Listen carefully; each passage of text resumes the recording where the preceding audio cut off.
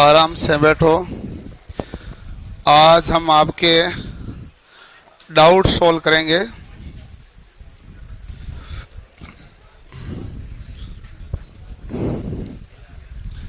आपके डाउट आए होंगे। किस किस के डाउट आए वो हाथ खड़े करो। 1 2 3 4 5। इनमें से 30 नंबर सवाल में डाउट किस किस का आया है? 30 नंबर सवाल में एक। अरे मैं केवल पूछ रहा हूं, उतना ही बताओ। 30 नंबर सवाल में किसका डाउट आया? एक बंदे का डाउट आया, और बाकी मुझे लगता है वहां तक पहुंचे नहीं है, क्योंकि उसमें डाउट आना ही आना। उसमें वैल्यू कम दी हुई है, एक वैल्यू चाहिए, वो है ही नहीं। क्या 20 नंबर है? अच्छा 20 नंबर है। 20 नंबर में डाउट है। 30 में भी डाउट आया होगा, 20 में भी डाउट आया होगा। डाउट दोनों में है। क्या 30 हो गया? 30 हो गया।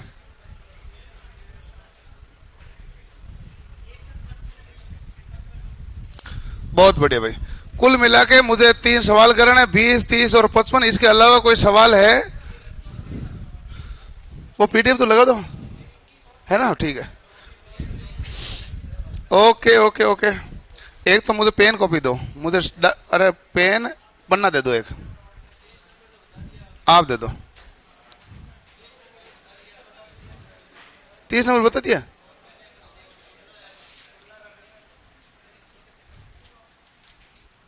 हाँ, अब बताओ क्वेश्चन नंबर कितना है भाई?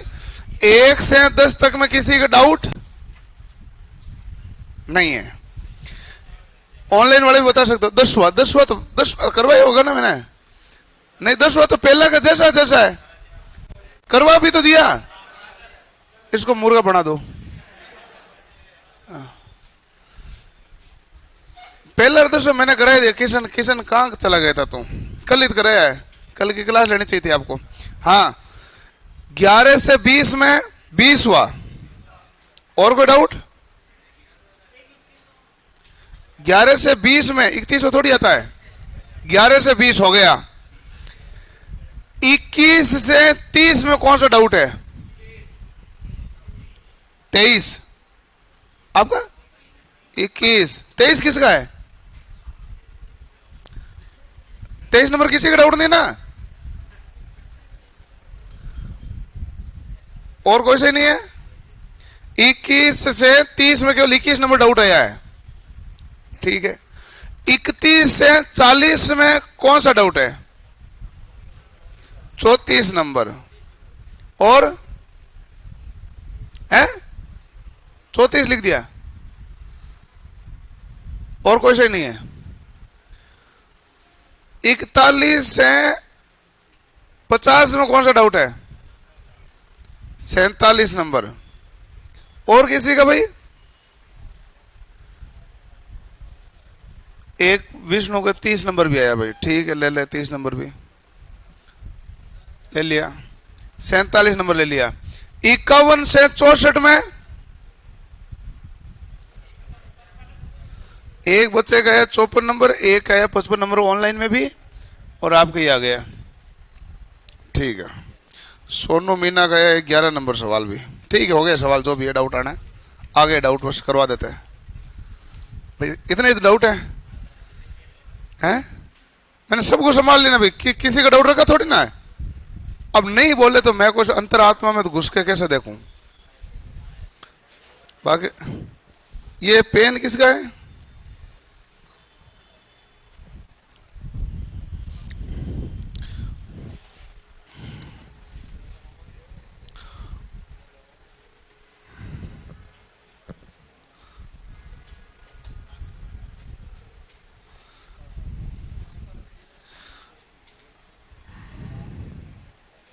यही था ना?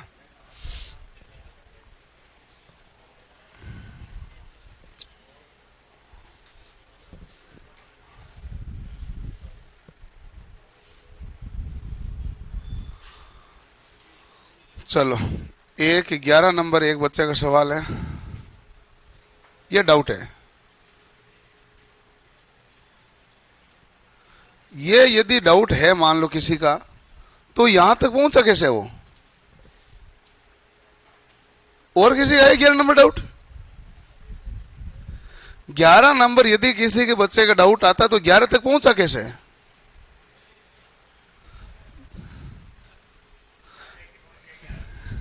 ये तो सिंपल वाला लॉजिक था।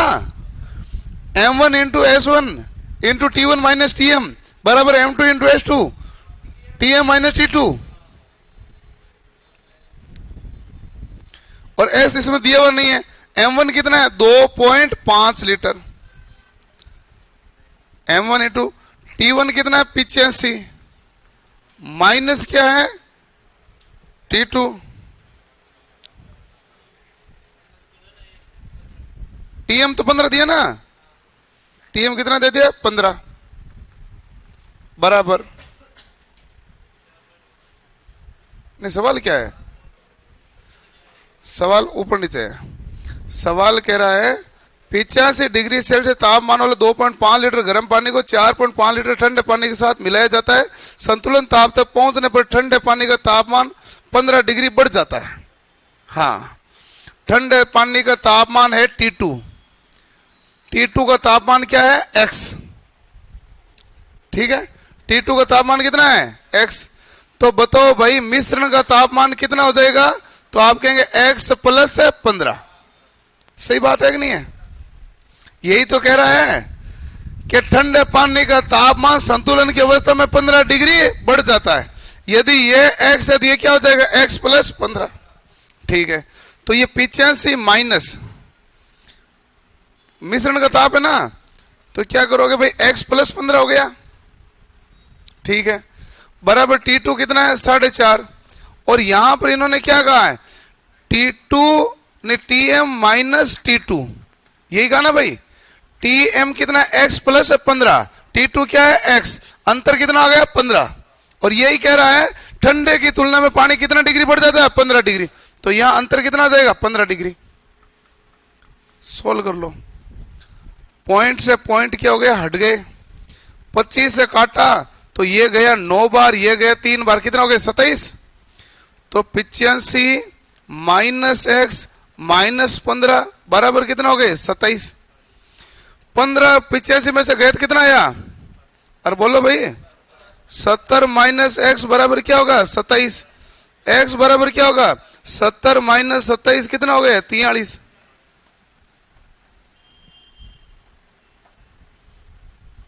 ये है। इसकी पीडीएफ अलग से कहीं नहीं मिलेगी। जो भी डाउट सेशन करा रहा हूं यहीं पे लिख रहा हूं, तो आपको ये वीडियो देखना पड़ेगा। ओके, अगला सवाल था मेरे पास 20 नंबर। 20 नंबर आपके सवाल हो जाएगा। बस इसमें यहां पर 1365 लिख लेना।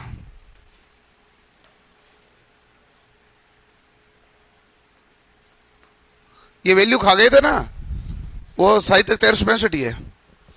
गुणा करके देख लो तुरंत ही। 1365 करने पर एक उत्तर आ जाएगा। ये 3.93 वाला आ रहा है क्या?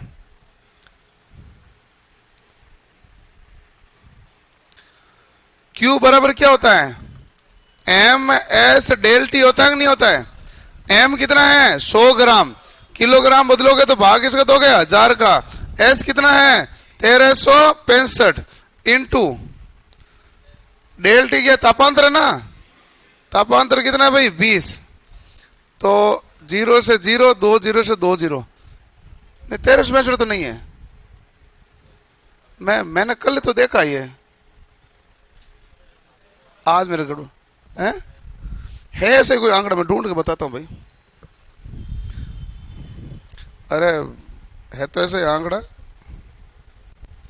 ढूंढ के बताना पड़ेगा।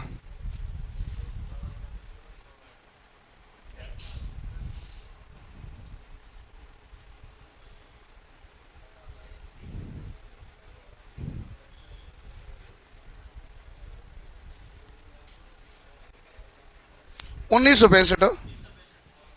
1965 हो जाएगा। 1300 की जगह क्या कर दो? 1900। 65 याद रहा, ये गड़बड़ हो गया। 19 इंटू 2 कितना होता है? 38। 65 इंटू 130 ये आ जाएगा आपका। चेक कर लो। 1965 को 2 से गुणा कर लो। 1965 है ये। ठीक है, अगला क्वेश्चन नंबर है डाउट 21 नंबर। कर लिया ये तो। देखो डाउट सेशन उसके लिए होता है जो पहले पढ़ जाता है, नहीं तो वो पता ही नहीं चल रहा ना उसका डाउट खुद का क्या है इसमें।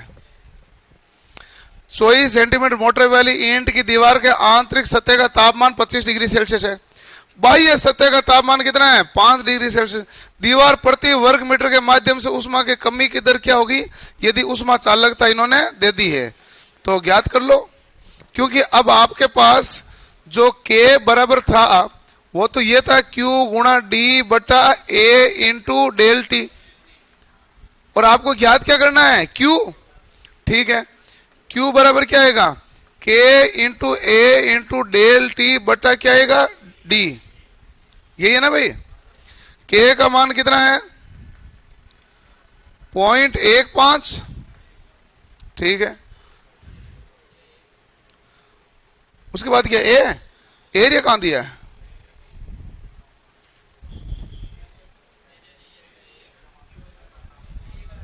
प्रति वर्ग मीटर है, ऐसे क्या नहीं दिया है, ढूंढना पड़ता है ना। डेल टी कितना है? 25 और 5 का अंतर कितना हुआ? 20 बटा डी कितना है? 24 सेंटीमीटर, और मीटर में बदलोगे तो 0.24। पॉइंट से पॉइंट क्या हो जाएगा? कैंसल। और 15 दूना क्या हो गया भाई? 30। 300 300 में भाग दिया, 24 का 6 में भाग दिया, तो 50 बटा 4 बराबर 12.5। सही है ना? वही तो सूत्र लगा, पहले सवाल वाला, 10वें सवाल वाला और 21वां सेम ही सूत्र है, सेम ही तो सूत्र है।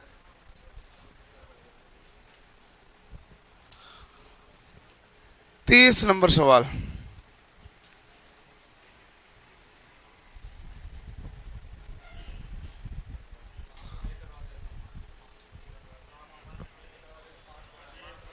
इसमें है ना एक रुको भाई बात, इसमें मैंने आपको बताया नहीं बताया, इसमें 5 तो है लेकिन वैसे आने पर 5.84 आ रहा है, आ रहा नहीं आ रहा?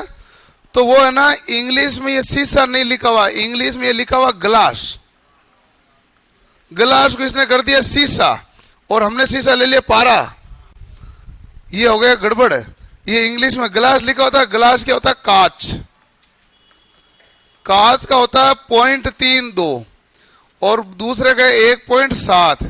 तो देखो कि ये हमारे पास 5.2 ऐसा कुछ आएगा लगभग, या 5.3 आएगा, तो लगभग कितना गुना होगा? 5 गुना, ये वैसे होगा। तो यहां पर हिंदी में पेपर में ये सी से लिखा हुआ था, इंग्लिश में पेपर में ग्लास लिखा हुआ है। ये भाषाई ट्रांसलेशन दिक्कत है, तो कल सामने आया था, क्योंकि उससे आप कर रहे थे ना पारे वाले से, तो आपके पास आ रहा था 5.84, बाकियों ने किए नहीं, क्या आ रहे हैं? 34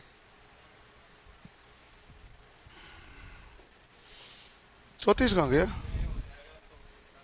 ये तो हो गया ना, 34 खत्म हो गए सवाल। वो तो वैसे ये प्रति वर्ग मीटर है। 34 आगे 47,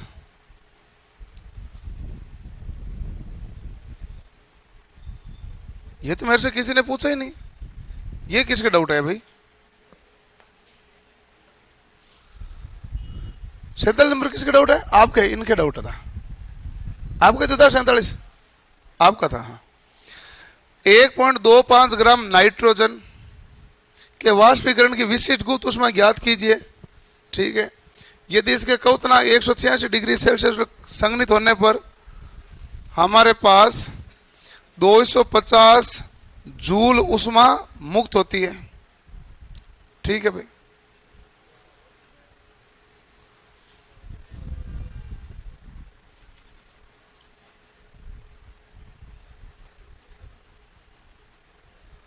वहां जूल प्रति ग्राम के वाष्पीकरण की विशिष्ट ऊष्मा ज्ञात कीजिए। ठीक है, देखो कि L बराबर क्या होता है? Q बटा M। Q का मान 250 क्या है भाई? जूल। M का मान क्या है? 1.25 ग्राम, और जूल प्रति ग्राम में उत्तर निकालना है। इसको जूल प्रति ग्राम विशिष्ट गुप्त ऊष्मा के बाद में लिखना चाहिए था। जूल प्रति ग्राम उसके बाद लिखते हैं कि नहीं लिखते? क्योंकि L का मान आ रहा है ना, अब देखो कि ये कितना आ रहा है, 200। भाग देता हूँ, 200 आ रहा है। खत्म हो गया सवाल है।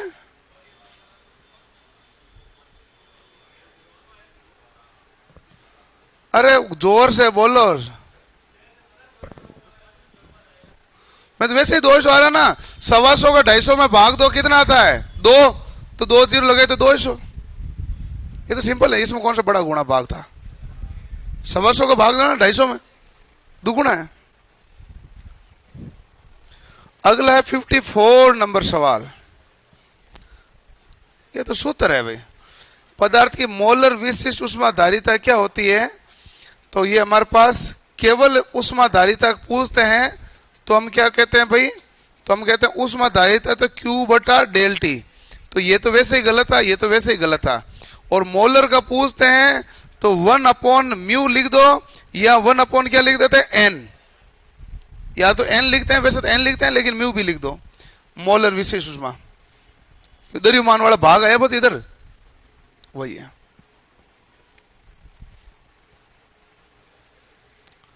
एक था 57 नंबर, नहीं 55। ये तो उत्तर गलत है।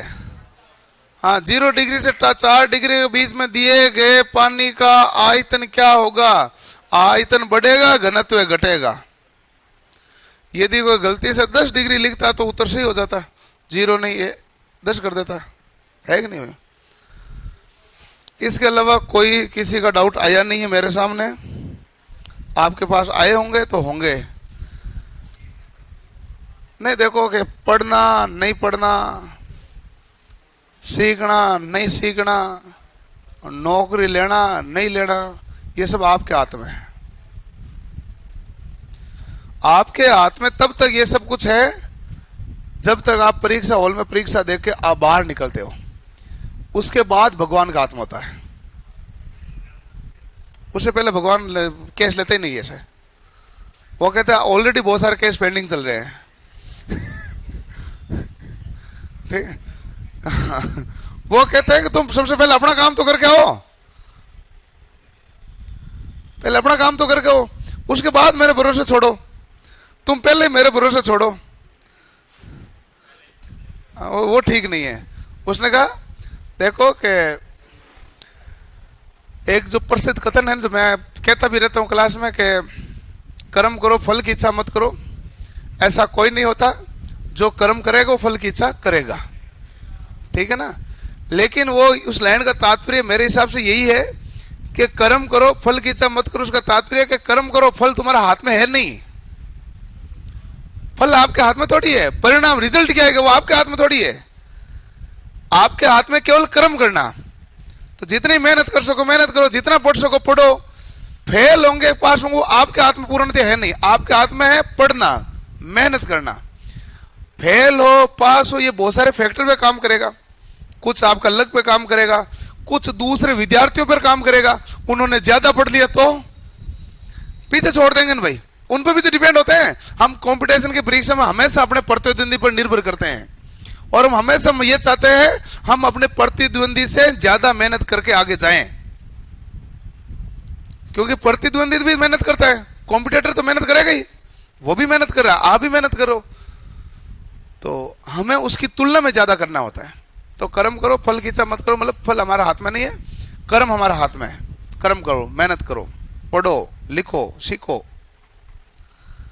जितना पढ़ सकते हो जितना पढ़ो। सरल मशीन की पीडीएफ नहीं लाए भाई, मैं तो उसमें कहीं बताना आया था, सरल मशीन तो बताना भी नहीं आया था।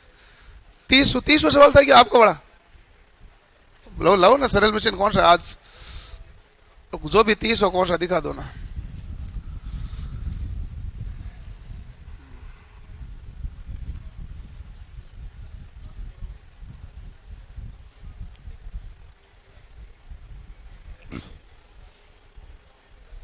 वो तो 31 था, 30 तो कोई है ही नहीं। द्वितीय श्रेणी उत्तोलक उदाहरण कौन सा? एक पहिया का ठेला, सीधे सीधे हो गया।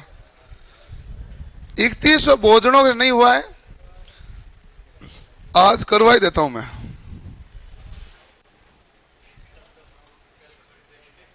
है? क्यों, मैं बता के गया था। वो ऐसा है कि मैं आपको रियल बताऊं कि यहाँ से जैसे मैं 2 घंटा क्लास लेता हूँ ना, उसके बाद 10 मिनट मैं जो छोड़ता हूँ तो मैं थोड़ा नाश्ता वास्ता करता हूँ, क्योंकि लगातार क्लास लेनी होती है। उसमें आप इधर उधर छेड़ लेते हो ना, मुझे लगता है अजीब सा, मुझे लगी होती है भूख है।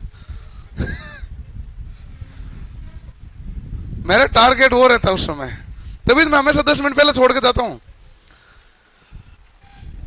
हाँ, हाँ, हमेशा देख लो आप, कोई भी 10 मिनट तो कम से कम मैंने पहले छोड़ा ही छोड़ा है, और वो हमेशा उसी बैच को छोड़ा जो 10 बजे पर आया है। वो कारण होता है, वो टारगेट एक ही रहता है। सुबह 7 बजे आता है, लगातार बोलना होता है भाई, नहीं तो क्या है कि अंदर से मामला खींचने लगता है। हैं? क्या कह रहे हो?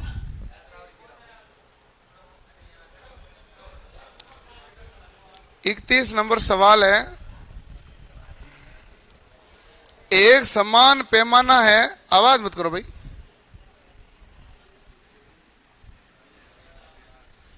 आवाज मत करो, मतलब मत करो। अब देखो ये कितना सेंटीमीटर है? 50, ये है 40, ये है 30, ये है 20, ये है 10, ये है 0। एक स्केल है भाई, आप इस स्केल का लॉजिक समझ लेना। 50, ये 60 सेंटीमीटर है, ये 70 है, ये 80 है, ये 90 है, ये 100 है।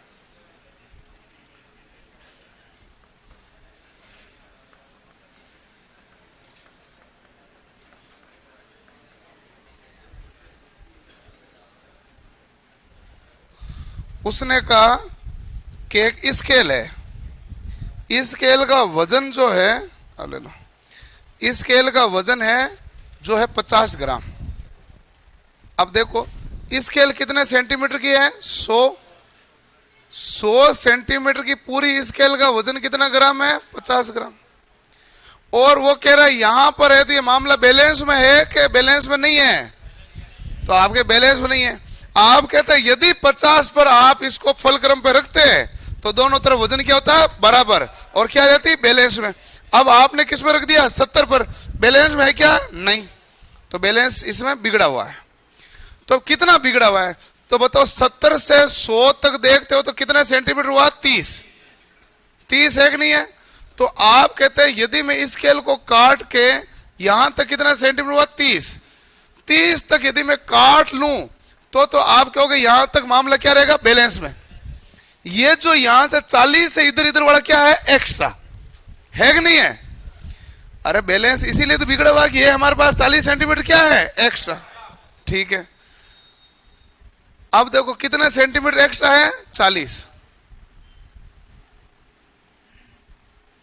ठीक बात है, अब 40 सेंटीमीटर एक्स्ट्रा है। अब 40 सेंटीमीटर का केंद्र बिंदु कौन सा हो गया? ये। इस 40 सेंटीमीटर जो बचा उसका केंद्र बिंदु तो यही है ना। इसकी फलक्रम से दूरी कितनी है? 70 से 20 के बीच की दूरी कितनी है? 50। ठीक है, ओके। और देखो 100 सेंटीमीटर 50 ग्राम होता है, तो 40 सेंटीमीटर एक्स्ट्रा है। तो बताओ 40 सेंटीमीटर में ग्राम कितना हुआ? 20। कितना ग्राम हुआ? 20। इसका मतलब इस बिंदु पर कितना ग्राम वजन है? 20। सेंटर बिंदु तो यही हुआ ना, इस पर ले लेते हैं, 20 ग्राम हो गया। अब उन्होंने कहा कि इसको, ये एक्स्ट्रा है, इसको बैलेंस करने के लिए इधर क्या लगाना पड़ेगा? भार। इधर वो कह रहा है भार कितना लगा रहा हूं मैं? 40 ग्राम। बस कितना दूर लगाऊं ये ज्ञात कर लो, दूरी। फिर वो कह रहा है उत्तर पैमाने बता देना, हमें ये ज्ञात कर लो 40 ग्राम को कहां रखूं? 80 पे, 90 पे, 100 पे, 85 पे, 95 पे, 75 पे, कहां रखना है मुझे ये बता दो आप। रखना कितना ग्राम है? 40। तो हमने कहा ठीक है। अब हमारे पास क्या था? भार गुणा भार भुजा बराबर प्रयास गुणा प्रयास भुजा। देखो ये कितना भाई? 20 ग्राम। कितनी भुजा है? 50 सेंटीमीटर। वो कितना ग्राम है? 40 ग्राम। भुजा कितने सेंटीमीटर है? x। 20 से काटा कितना है? 2। 2 से काटा कितना है? 25। बताओ x बराबर कितना सेंटीमीटर आया? 25 सेंटीमीटर। तो यहां से 25 सेंटीमीटर दूर हमें बिंदु पर रखना पड़ेगा। 70 से 25 करोगे तो कहां पर पहुंचोगे? 95 पर। तो उत्तर हमारे पास कितना आएगा? 95 सेंटीमीटर निशान। कल आप आए नहीं थे, आपको ढूंढ रहे थे बाकी के इस सवाल का उत्तर बताना है, ढूंढ रहे थे ना, मिला नहीं था। कल आए नहीं थे? कल आप आए थे? हाँ, आपने तो सॉल्यूशन किया इसका? नहीं किया था?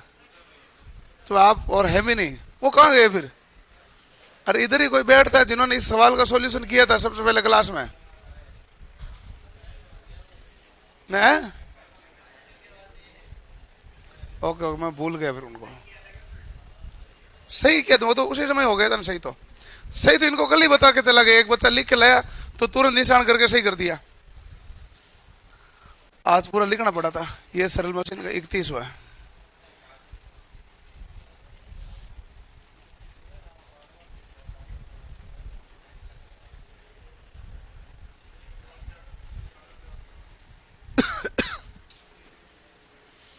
और कोई सवाल है पूछ लो भाई। है अब की बार क्या है कि हाँ, अब की बार छुट्टी रख देंगे। सैटरडे संडे अवकाश रख देंगे।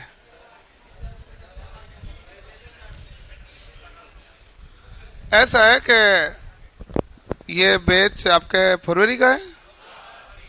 आपके पहले छुट्टियां जो आई थी वो आई थी होली की, मार्च में।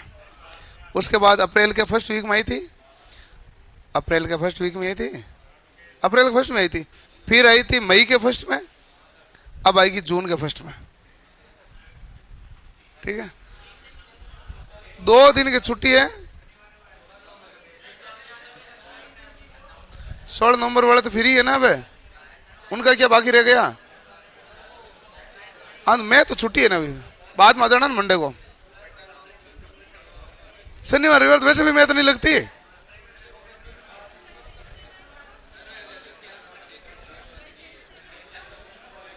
इसका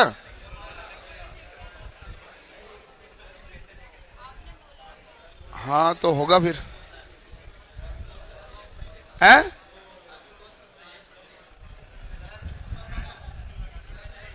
क्या? क्या संडे को छुट्टी? मतलब छुट्टी देते हैं? छुट्टी मतलब मुझे छुट्टी कभी नहीं चाहिए, पहली बात ये ध्यान रखना। तो छुट्टी का मतलब मुझे छुट्टी चाहिए इसलिए छुट्टी मैं कभी नहीं देता। छुट्टी का मतलब होता है स्टाफ को इसलिए कुछ छुट्टी चाहिए होती है कि एक्स्ट्रा कोई दूसरे काम करने हैं, जो कुछ नया काम करना है, दूसरा काम करना है, तो कुछ चीज़ों की मीटिंग वगैरह होती है।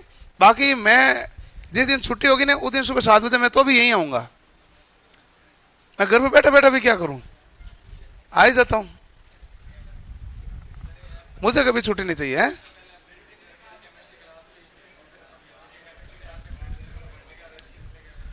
हाँ भाई, ये हमने एक बहुत बड़ी गलती कर दी थी।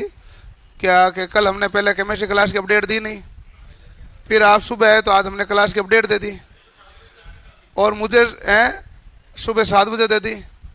अब इस क्या कर सकते हैं? मैंने वैसे भी बहुत बड़ी गलती की है कि ये क्लास लगा दी, क्योंकि इस केमिस्ट्री वाले सर चले गए थे छुट्टी पे, तो हमने टाइम टेबल बनाया नहीं। रात को 10:15 बजे हमारे पास कॉल आता है कि वो जो प्रोग्राम था वो प्रोग्राम कैंसिल हो गया, वो शुक्रवार को है, तो मैं गुरुवार को क्लास ले सकता हूँ, यदि क्लास लगाओ तो मैं गांव से आ जाऊँ। तो हमने कहा भाई आ जाओ, क्लास लगा देते हैं। तो ओके हो गया। सुबह जब आई टीम तो उन्होंने क्लास अपडेट कर दी, और हमने रात को ओके कर दिया, तो वो सुबह जल्दी 5-6 बजे चले होंगे, पहुँच गए, हमने क्लास लगा दी। अब इसमें हमें पता नहीं चलता कि हम हर किसी को क्या एग्जाम्पल देकर समझाएंगे, और हम क्यों देंगे। जो तुम्हें लगता है ना वो होता नहीं है पूरी दुनिया में एनी टाइम। आपके टाइम टेबल बड़े सिस्टमेटिक चलते हैं, लेकिन पूरी चीजें सिस्टमेटिक रहती थोड़ी है। हमारी ये कोशिश होती है आप तक पहुंचे तो सिस्टमेटिक पहुंच जाए, उबड़ खाबड़ तो बीच में चलती रहती है। कई बार स्टाफ आपस में लड़ता है तो वो लड़ाई आपके गले थोड़ी डालते हैं, वो हम केवड़ते हैं ना भाई मामला। मतलब मामला बता रहा हूं, ये मामला यही था। कल रात को 10:15 कॉल आया था। कल 10:15 कॉल आया तो फिर उन्होंने कहा कि मैंने कहा 3 क्लास लगा दो इनकी। 2 क्लास आप वाले में लगाई और 1 क्लास से 9 से 10 लगाई है हॉल नंबर 1 में। तो मैंने कहा 3 क्लास लगा दो, जिससे क्या होगा टाइम टेबल भी से मैनेज हो जाएगा। ऐसा है, ठीक है? अब मैं क्या कर सकता हूं इसमें?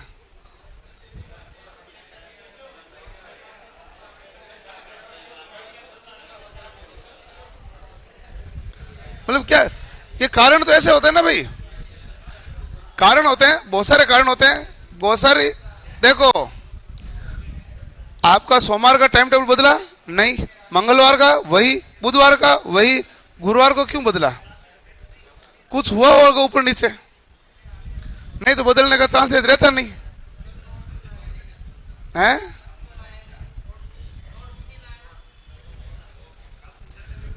मैं क्या करूं उस समय? रात को 10:15 क्या करूं? यूट्यूब पे लाइव आऊं कि नोटबुक लेके आना? रात को 10:15 क्या करूं?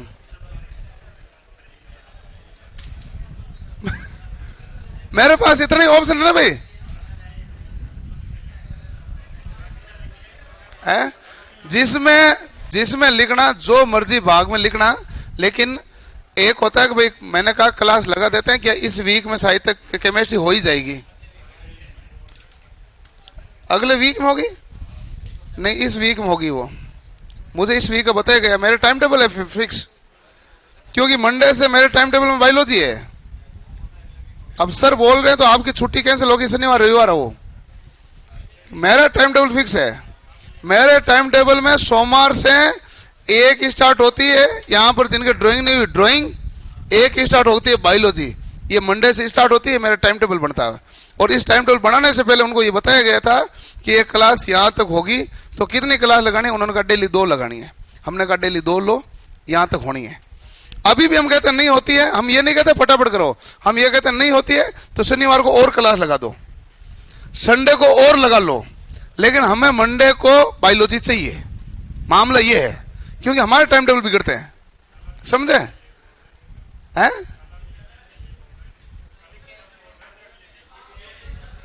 भाई जो कुछ भी बोलो, मैं तो पूछ के शुरू करता हूं। कभी भी मैं किसी भी सर को ये नहीं कहता आप फटाफट करो, ये मेरी आदत में था नहीं। मैं तो ये कहता हूं इस वीक कराना है, तो उन्होंने कहा डबल क्लास लगानी पड़ेगी, मैं कहता हूं लो डबल ले लो। मैं यही कर सकता हूं ना, ये डबल ले लो। मैं तो अभी भी कहता हूं, यदि वो कहते हैं मेरी 3 क्लास का बाकी रह गए, मैं कहता हूं शनिवार को ले लो। समझ गए? मेरे ये कंडीशन नहीं होती फटाफट कर दो और इसको छोड़ दो, ऐसा कुछ नहीं होता। मेरे कंडीशन होती है कि इतने टाइम में कराओ इसको, चाहे आपको क्लास एक्स्ट्रा लेनी पड़े तो ले, ताकि मंडे से जो टाइम टेबल है वो अपने सुचारू रूप से वो भी चले आगे। उसमें भी तो लागू करना पड़ता है ना, मंडे से भी तो चीजें, उसमें ड्राइंग स्टार्ट होगी और एक बायोलॉजी स्टार्ट होगी, तो हमें वो भी तो देखना पड़ता है आगे।